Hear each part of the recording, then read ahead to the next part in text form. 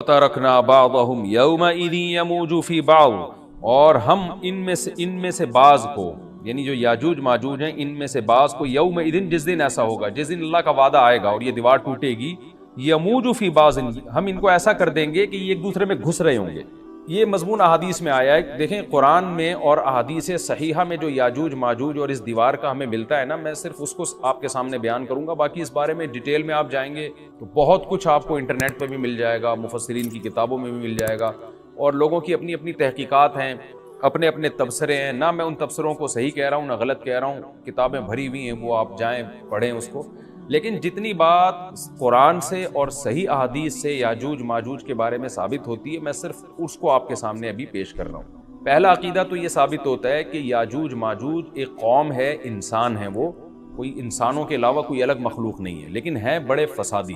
دوسری بات یہ بہت قدیم ہے، ذوالقرنین جب گئے تو اس سے پہلے کی یہ قوم ہے، اور زمین میں پہلے سے فساد مچا رہی ہے، لیکن بہت زیادہ ان کی کثرت نہیں تھی جتنی کثرت قرب قیامت میں ہوگی، کیونکہ نسل ان کی بہت تیزی کے ساتھ بڑھ رہی ہے۔ تیسری بات یہ ہے کہ اللہ نے ان کو دنیا کے کسی حصے میں رکھ کے چھپا دیا ہے۔ چھپایا اس لیے ہے کہ ان کے ظاہر ہونے کا ایک ٹائم ہے، اور وہ ہے حضرت عیسیٰ علیہ السلام کا دور۔ حضرت عیسیٰ ابن مریم کے دور میں یاجوج ماجوج ظاہر ہوں گے، تو اسی کو آپ چوتھا پوائنٹ بھی کہہ سکتے ہیں۔ تیسرا پوائنٹ کیا ہو گیا کہ ان کو چھپا دیا گیا ہے، لہذا یہ جو لوگ کہتے ہیں نا یاجوج ماجوج دریافت ہو گئے ہیں، فلاں جگہ ہے فلاں جگہ ہے، تو بھائی ہمیں جب ایک چیز چھپا دی گئی ہے اور ایک ٹائم بتا دیا گیا ہے کہ اس ٹائم پہ ظاہر ہوں گے، تو اس سے پہلے وہ دریافت ہو ہی نہیں سکتے۔ پہلے دریافت ہو گئے تو اس کا مطلب نبی صلی اللہ علیہ وسلم کی گویا پیش گوئی غلط ہو گئی، تو جو جس کا ٹائم ہے اسی ٹائم پہ وہ ظاہر ہوں گے۔ چوتھی بات میں نے جیسے بتائی کہ حضرت عیسیٰ علیہ السلام کے دور میں وہ ظاہر ہوں گے۔ پانچویں بات، صحیح حدیث سے یہ بات ثابت ہے کہ یاجوج ماجوج وہ جو دیوار بنی تھی اس کو چاٹتے رہتے ہیں، ختم کرتے ہیں۔ اب چاٹنا کا جو لفظ حدیث میں ہے اس سے مراد زبان سے چاٹنا بھی ہو سکتا ہے، اور یہ کنایا بھی ہو سکتا ہے کہ اس کو ختم کرنے کی کوشش میں لگے ہوئے ہیں۔ اور ایسے چاٹنا، جب ہم کوئی چیز چاٹتے ہیں نا تو بہت تھوڑی تھوڑی وہ ختم ہوتی ہے، تو اتنی موٹی اتنی بڑی دیوار ہے کہ وہ انہوں نے اپنی اسٹرگل اور اپنی محنت نہیں چھوڑی ہے، تو وہ دیوار کو کسی نہ کسی طریقے سے گھسائی میں اس کے لگے رہتے ہیں۔ تو زبان سے بھی چاٹنا ہو سکتا ہے اور کسی اور طریقے سے اس کو ختم کرنے کی کوشش بھی مراد ہو سکتی ہے۔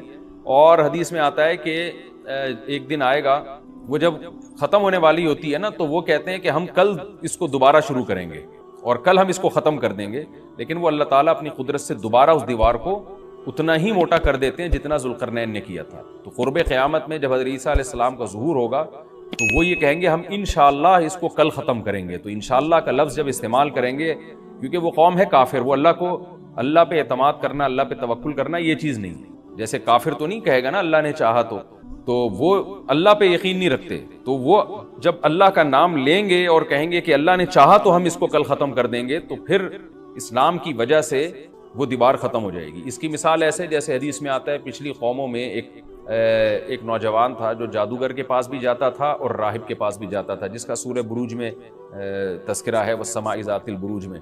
تو جب وہ نوجوان پکڑا گیا، وہ مسلمان ہو گیا تھا، بادشاہ نے اس کو بھیجا تھا جادوگر کے پاس کہ جادو سیکھے، لیکن وہ راہب کے پاس جاتا، عیسائیت سیکھی اس نے اور نیک مسلمان بن گیا۔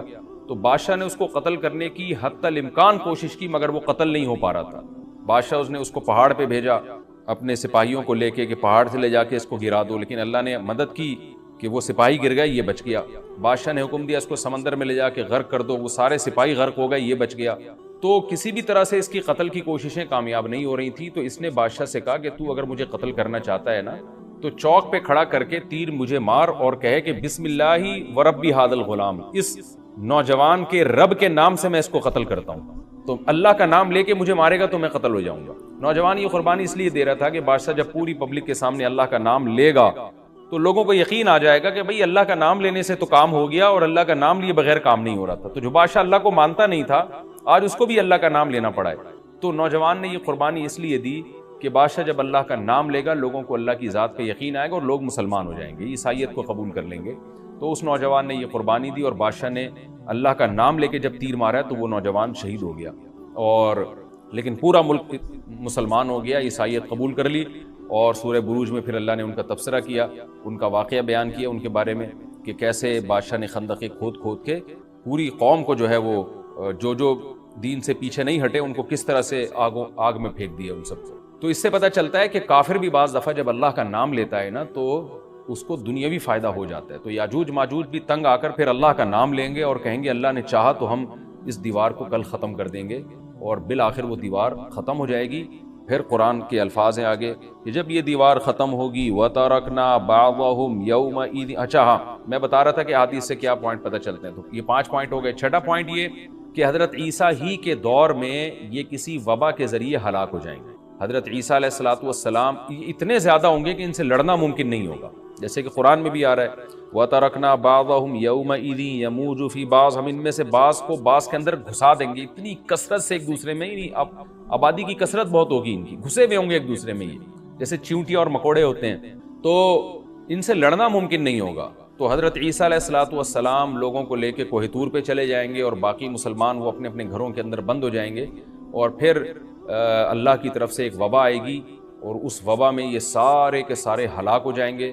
اور پھر جب ہلاک ہو جائیں گے تو اتنی زیادہ ان کی لاشیں زمین پہ ہوں گی, اتنی زیادہ کہ انسانی آبادی ان کی لاشوں سے متعفن ہونا اور بیمار ہونا شروع ہو جائے گی. ان کی لاشوں سے بدبو اٹھے گی, اور ظاہر ہے انسان ہوں گے یہ, تو اس کی وجہ سے جو زمین کا ماحول خراب ہوگا. پھر حضرت عیسیٰ علیہ الصلوۃ والسلام اللہ سے دعا مانگیں گے کہ اللہ تعالیٰ ان کو کسی طرح ٹھکانے لگائے, کوئی انتظام کرے. پھر حدیث میں آتا ہے بارشیں ہوں گی اور سیلاب آئیں گے, اور ان کی لاشیں بہہ بہہ کے پانیوں میں جا کے, سمندروں میں جا کے ختم ہو جائیں گی. اللہ تعالیٰ ان کو اس طرح سے ٹھکانے لگائے گا. تو یہ یہاں تک جتنے بھی مضامین ہیں یہ صحیح احادیث سے ثابت ہیں. تو قرآن کہتا ہے وَتَرَكْنَا بَعْضَهُمْ يَوْمَئِذٍ يَمُوجُ فِي بَعْضٍ. ہم ان میں سے بعض کو بعض میں چھوڑ دیں گے, بہت کثرت ہوگی. وَنُفِخَ فِي الصُّورِ. اور پھر سور پھونکا جائے گا. قرآن میں تو یہ کہ سور پھونکا جائے گا, ایسے لگ رہا ہے جیسے فوراً پھونکا جائے گا, مگر احادیث میں تفسیر ہے کہ فوراً نہیں پھونکا جائے گا. یاجوج ماجوج قیامت کی نشانیوں میں سے ایک بہت بڑی نشانی ہوگی, یعنی اس بات کی علامت ہوگی کہ اب قیامت بہت قریب ہے. تو حضرت عیسیٰ ابن مریم علیہ السلام جب نازل ہوں گے, میں تھوڑی سی ترتیب بیان کر دیتا ہوں کہ جو کیونکہ بات یاجوج ماجوج کی چل رہی ہے, تو اس سے منسلک جو واقعات ہیں جو اس دور میں ہوں گے وہ بھی میں اسی لیکچر کے ضمن میں بیان کر دیتا ہوں. ہمیں صحیح حدیث سے یہ پتہ چلتا ہے کہ قرب قیامت میں جب مسلمان بہت قسمہ پرسی میں ہوں گے تو خراسان سے لشکر اٹھے گا. خراسان یہ افغانستان اور ایران کا حصہ, اس علاقے کو نبی صلی اللہ علیہ وسلم کے دور میں خراسان کہا جاتا ہے, جس میں قندھار بھی آتا ہے, ایران کا بھی حصہ آتا ہے اس میں. تو یہاں سے لشکر اٹھے گا, مجاہدین لڑیں گے بہت بڑی تعداد میں, دنیا میں جہاد ہوگا. مسلمان ظلم کی چکی میں پس کے تنگ آ چکے ہوں گے, اور لڑتے لڑتے حدیث میں آتا ہے اتنی بڑی بڑی لڑائیاں ہوں گی کہ 1/3 مسلمان شہید ہو جائیں گے اس میں, 1/3 مجاہدین جو لڑنے والے ہوں گے, اور 1/3 جو ہوں گے وہ میدان جنگ سے بھاگ جائیں گے, اور 1/3 کو اللہ فتح عطا فرمائے گا. تو جو 1/3 میدان جنگ سے بھاگ جائیں گے, نبی صلی اللہ علیہ وسلم نے فرمایا ان کی توبہ کبھی قبول نہیں ہوگی. جو 1/3 شہید ہو جائیں گے وہ افضل ترین شہداء ہوں گے اس وقت کے, اور 1/3 کو اللہ تعالیٰ غلبہ عطا فرمائیں گے. ایک واقعہ تو ہمیں قرب قیامت میں نبی صلی اللہ علیہ وسلم سے یہ ملتا ہے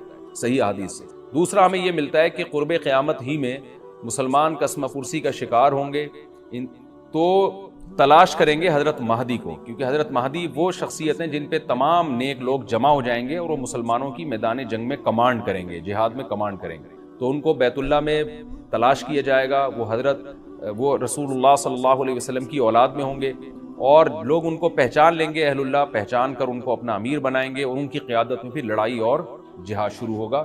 اور یہ لڑائی جب دمشق میں لڑائی ہو رہی ہوگی, تو دمشق میں عصر کی نماز کے وقت حضرت مہدی, میں نے جو یہ کہا کہ دمشق میں لڑائی ہو رہی ہوگی, مقصد یہ نہیں ہے کہ دمشق کوئی میدان جنگ بنا ہوا ہوگا, مقصد یہ ہے کہ وہ مجاہدین کا لشکر دمشق میں ہوگا عصر کی نماز کے وقت. لڑائی چاہے کسی اور میدان میں ہو رہی ہو, لیکن حدیث میں ہمیں دمشق کا تذکرہ ملتا ہے. تو دمشق میں حضرت شام کا تذکرہ ملتا ہے, اور جو قرائن ہمیں ملتے ہیں وہ دمشق کی ایک خاص مسجد ہے. وہ مسجد حضرت مفتی تقی عثمانی صاحب اور مفتی رفیع عثمانی صاحب نے اس کو ہائی لائٹ بھی کیا, لیکن وہ یقینی نہیں ہے.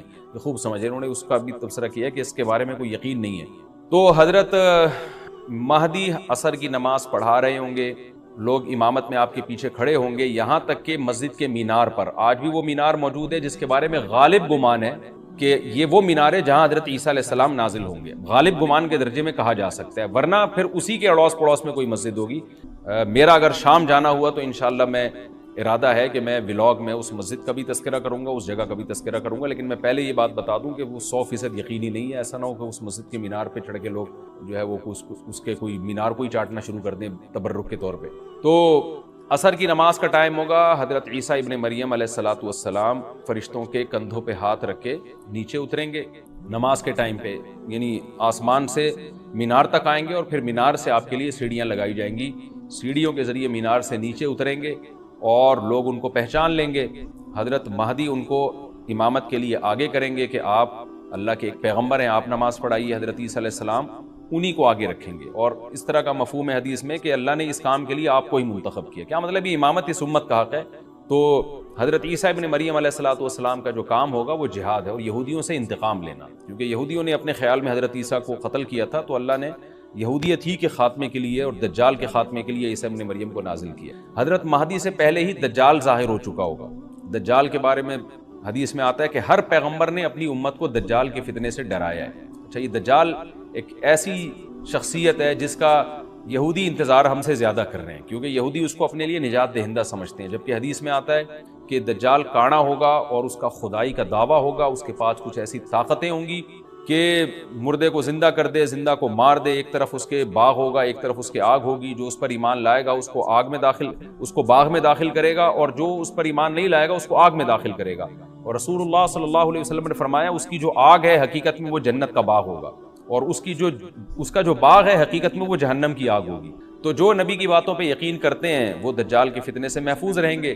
اور حدیث میں سورہ کہف کی بھی تلاوت کا حکم ہے، جمعے کے دن جو کہف کی تلاوت کرتا ہے اللہ اس کو دجال کے فتنے سے محفوظ رکھتا ہے۔ اب آپ دیکھیں یہ سورہ کہف میں ہی قیامت کی علامات کا تذکرہ ہے نا، تو شاید اسی وجہ سے کیونکہ جو سورہ کہف پڑھتا رہے گا وہ یاجوج ماجوج کے واقعات بھی پڑھتا رہے گا اور اللہ کی قدرت کے واقعات بھی پڑھتا رہے گا، تو دجال کے فتنے سے اللہ اس کو اس برکت سے بچا کے رکھیں گے، فتنے سے محفوظ رکھیں گے۔ تو وہ ایسی طاقتیں دکھائے گا، بے وقوف لوگ اس پہ ایمان لے آئیں گے۔ حدیث میں آتا ہے کہ کانا کبھی بھی خدا نہیں ہو سکتا، یعنی اس کی تو ایک آنکھ ہوگی نہیں، لیکن بے وقوف لوگ اس کے یہ کچھ ظاہری کمالات دیکھیں گے، یہ نہیں دیکھیں گے کہ یہ تو شکل بھی اس کی اچھی نہیں ہے، یعنی خدا کا بس کم جمال والا ہوتا ہے نا، یہ تو ہے بھی کانا، اور اس کے بڑا بڑا کافر بھی لکھا ہوا ہوگا واضح طور پر جس سے پتہ چلے گا۔ لیکن احمق اور بیوقوف لوگ جیسے روحانی عامل کو کچھ شعبدے دیکھ کر ان پہ سے متاثر ہو جاتے ہیں نا، روحانی عاملوں کے شعبدے دیکھ کے، تو ایسے ہی دجال کے شعبدے دیکھ کے متاثر ہوں گے۔ تو بہت لوگوں کو، خلقت کو، بہت بڑی امت کو گمراہ کرے گا دجال، اہل اللہ کو اللہ تعالیٰ اس کے فتنے سے محفوظ رکھے گا۔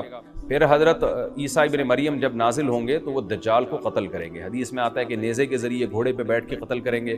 علماء نے اس حدیث کا دو مطلب بیان کیے ہیں کہ یا تو اس کا مطلب یہی ہے کہ واقعی گھوڑے پہ بیٹھیں گے، نیزہ استعمال کریں گے، اور زمین جو ہے وہ اتنی پہلے اس سے جنگیں ہو چکی ہوں گی کہ لوگ دوبارہ تلواروں گھوڑوں کی طرف آ جائیں گے۔ اس بات کا امکان ہے، ہر ملک ایٹمی طاقت بن چکا ہے، تو اگر یہ ایٹم بم سارے ملک آپس میں چلا دیں تو ہم دوبارہ گدے گھوڑوں والی زندگی پر آ جائیں گے، ٹیکنالوجی ساری تباہ و برباد ہو جائے گی، انسان کی ترقی۔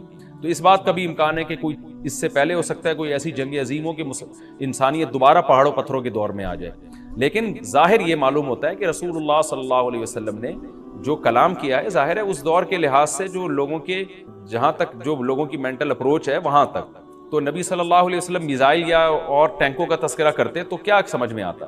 تو گھوڑے سے مراد ہے جو اس زمانے کا گھوڑا ہوگا، اور نیزے سے مراد ہے اس زمانے کا جو اسلحہ ہوگا، کیونکہ نیزہ نبی کے دور کا ایک مناسب اسلحہ تھا اور گھوڑا نبی کے دور کی میدان جنگ کی ایک مناسب سواری تھی۔ تو اس سے یہ بھی پتہ چلتا ہے کہ ہو سکتا ہے عیسیٰ ابن مریم نیزے کے بجائے کلاشنکوف کا استعمال کر لیں، تو یعنی وہ نیزہ جو ہے وہ اس کلاشنکوف کی یا جو بھی اسلحہ اس وقت حضرت عیسیٰ ابن مریم استعمال کریں گے اس کی ایک تعبیر ہے، تو اس کا بھی پورا امکان ہے۔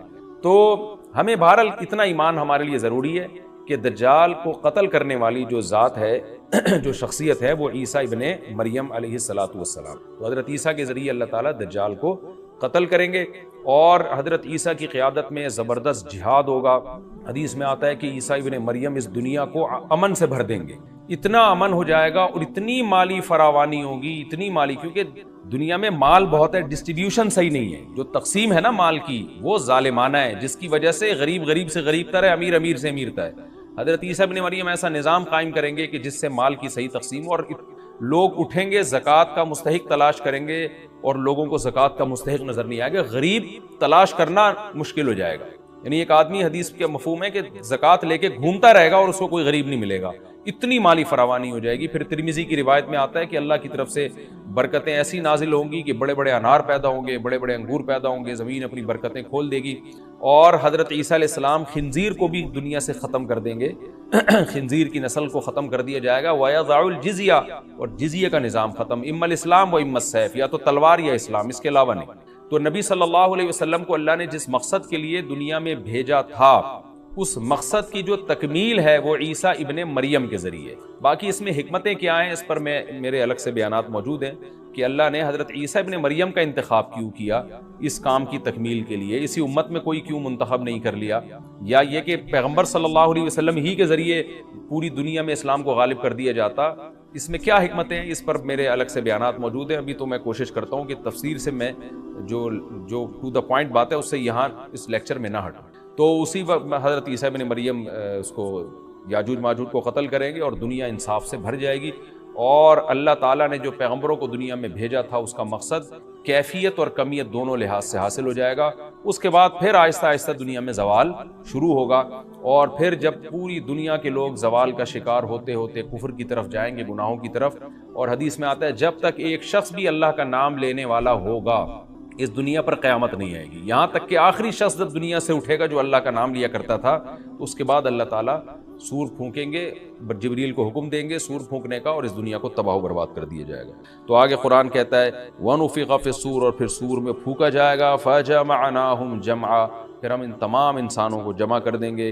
وَعَرَضْنَا جَهَنَّمَ يَوْمَئِذٍ لِّلْكَافِرِينَ عَرْضًا, اور قیامت کے دن ہم جہنم کو یومئذ, جس دن ایسا ہوگا یعنی جس دن سور پھونکا جائے گا, یہ دوسرا سور مراد ہے, للکافرین عرضا, کافروں کے سامنے پیش کر دیں گے. الذین کانت اعینہم فی غطاء عن ذکری, یہ وہ لوگ ہیں جن کی آنکھیں میری یاد سے پردے میں پڑی ہوئی تھی, یعنی میری یاد کی چیزیں ان کو نظر ہی نہیں آتی تھی, غفلت میں پڑی ہوئی تھی جن کی آنکھیں. وکانوا لا یستطیعون سمعا, اور یہ سننے کی صلاحیت بھی نہیں رکھتے, نہ حق بات سنتے تھے نہ حق دیکھتے تھے, بس اپنے خواہشات کی جو چیزیں ہیں وہ ان کو اچھی لگتی تھیں اور وہی ان کو سمجھ میں آتی تھی. تو یہ ہمارا رکوع الحمدللہ کمپلیٹ ہو گیا. اس رکوع میں ہمیں بہت سارے اسباق ملتے ہیں, میں نمبر وار اس کو مختصراً بیان کر دیتا ہوں. پہلی بات تو یہ کہ دیکھیں اللہ تعالیٰ نے کیسے کیسے بادشاہ دنیا میں بھیجے ہیں, اور کتنے پاورفل بادشاہ. حضرت ذوالقرنین کا نام ہی قرن والا, دو کناروں والا, زمین کہ بہت بڑے حصے کو حضرت ذوالقرنین نے فتح کیا. اور اللہ کے نیک بندے کیسے اللہ کے راستے میں لڑتے رہے ہیں. تو یہ جو لوگ بیٹھ جاتے ہیں نا بس عبادت کرو اور لڑائی وڑائی اسلام میں ہے ہی نہیں, یہ دنیا میں کوئی بھی عقل مند اس نظریے کا حامی نہیں ہوگا. تو طاقت اور قوت کی اسلام میں بہت زیادہ اہمیت ہے. اس سے ہمیں یہ بھی پتہ چلتا ہے کہ اپنے ملک کی, خاص طور پر اسلامی ملک کی جو فوجی قوتیں ہیں, جو فوجی طاقتیں ہیں, ان کی ہمیں قدر کرنی چاہیے. کیونکہ اگر کوئی بھی ملک عسکری لحاظ سے کمزور ہو جائے, کیونکہ اللہ تعالیٰ تو جو عسکری لحاظ سے طاقتور قومیں تھیں اللہ نے ان کا کتنا تذکرہ کیا, ہاں وہ اللہ کے باغی نہ ہوں. تو اسلامی ملک میں کوئی بھی اسلامی کنٹری ہے, چاہے سعودی عرب ہے, چاہے پاکستان ہے, چاہے ترکی ہے, کوئی بھی اسلامی کنٹری ہے, اس کی فوج کی قدر کرنی چاہیے, کیونکہ اسی کی وجہ سے ملک کا بارڈر محفوظ ہوتا ہے. اگر مسلمان عسکری لحاظ سے کمزور ہونا شروع ہو جائیں تو کافر ہمیں گاجر مولی کی طرح کاٹنا شروع کر دیں, اسلام دشمن قوتیں ہمیں کھا جائیں, ختم کر دیں ہمیں کھا کے. تو نیک قوتوں کو اپنی بقا کے لیے ہمیشہ سے ایک اسلحے کی اور طاقت کی ضرورت رہتی ہے. اس کی اہمیت اسلام میں بہت زیادہ ہے. موسیٰ علیہ الصلوۃ والسلام کے بعد کتنے بڑے بڑے جنگی کمانڈر پیدا ہوئے. ذوالقرنین کا اللہ نے کیسا تذکرہ کیا. ذوالقرنین کی عبادت کا کہیں بھی تذکرہ نہیں, حالانکہ وہ بڑے عبادت گزار بھی تھے. داؤد علیہ السلام کی عبادت کا تذکرہ بھی ہے, ان کی تلوار اور طاقت کا تذکرہ بھی ہے. تو اللہ تعالیٰ جہاں عبادت کا تذکرہ کرتے ہیں تو طاقت اور قوت کا بھی تذکرہ کرتے ہیں. اس سے عسکری لحاظ سے اپنے آپ کو مضبوط کرنے کی اہمیت کا ہمیں پتہ چلتا ہے کہ اسلام میں اس کی بڑی اہمیت ہے. کسی بھی اسلامی ملک کی فوج کا مورال کسی بھی لحاظ سے ڈاؤن نہیں ہونا چاہیے, اور عسکری لحاظ سے وہ کسی بھی لحاظ سے کمزور نہیں ہونی چاہیے, اور اس کو چاہیے کہ اعدوا لهم ما استطعتم من قوہ پر عمل کرے. قرآن کہہ رہا ہے روز بروز اپنی طاقت اور قوت میں اضافہ کرنے کی کوشش کرو. اس سے مسلم قوم کو کبھی بھی غافل نہیں ہونا چاہیے, اور کوئی بھی ایسا کام جس سے مسلمان قوتیں اور طاقتیں کمزور ہونا شروع ہو جائیں, اس کام سے ہمیں بچنا چاہیے. دوسری بات ہمیں یہ پتہ چلی کہ اللہ تعالیٰ نے اہل اسلام کے ذمے پوری دنیا کی ذمہ داری لگائی ہے, کسی ایک ملک کی نہیں. جتنے بھی پیغمبر آئے ہیں جب وہ دنیا فتح کرنا شروع کی ہے تو کہیں رکے نہیں ہیں وہ کہ بھئی یہاں تک, اس سے آگے نہیں جانا. ان کی صلاحیت ہی ختم ہو گئی ہو, وسائل ہی ختم ہو گئے ہو تو الگ بات ہے, تو پوری دنیا ہے جس میں اللہ کے دین کو غالب کرنا ہے. اب اس کا طریقہ کیا ہوگا؟ ظاہر ہے جو جس زمانے میں سوٹیبل طریقہ ہو وہ اختیار کیا جائے گا. تو حضرت ذوالقرنین پہلے انتہائی مشرق کی طرف گئے ہیں جہاں سورج نکلتا ہے، تو وہاں سے جہاں سے آبادی شروع ہو رہی ہے، اور ان کا خیال تھا کہ اب آگے آبادی نہیں ہے، تو پھر جا کے اسٹاپ کیا ہے. مغرب میں بھی ایسے ہی، شمال میں بھی ایسے ہی. تو ہمیں جب دیکھتے ہیں کہ جب صحابہ کرام نے دنیا فتح کرنا شروع کی ہے، تو ہمیں مسلمان کمانڈروں میں بھی ایسے واقعات ملتے ہیں کہ وہ علاقے فتح کرتے کرتے سمندر کے کنارے پہنچے اور انہوں نے سمندر کو دیکھ کے کہا کہ تیرے آگے بھی آبادی ہوتی نا تو ہم اللہ کا کلمہ وہاں بھی بلند کرتے. یہ دور تھا مسلمانوں کا، اور یہ عیسیٰ ابن مریم دوبارہ پھر وہی کریں گے، پوری دنیا کو فتح کریں گے. تو حضرت ذوالقرنین کے اس واقعے سے پتہ چلتا ہے کہ پوری دنیا کی ذمہ داری اللہ نے ہمیشہ سے اہل اللہ پہ لگائی ہے، اور وہ پوری دنیا میں اللہ کے دین کو غالب کرنے کی کوشش میں ہمیشہ سے لگے رہے ہیں. تیسری بات ہمیں پتہ چلتی ہے کہ اسباب اور وسائل کی اہمیت.